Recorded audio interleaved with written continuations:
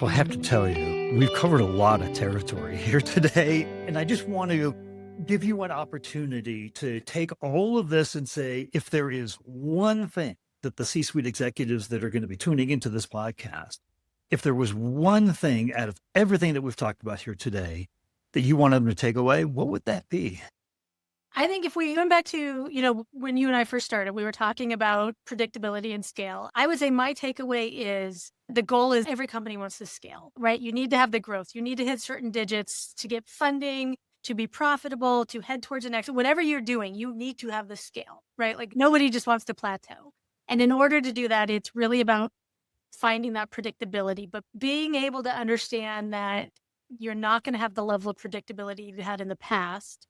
And AI is not going to make you more efficient in that direction, will make you efficient in other ways.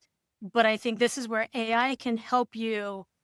The way that you can influence the predictability, obviously, we're sort of dancing around it. We're talking about brand, right? Like as much as we're trying to optimize lead generation, demand capture, pipeline creation, because then in theory, if I can create X number of pipeline, you could close X number of pipeline. We have a very predictable path.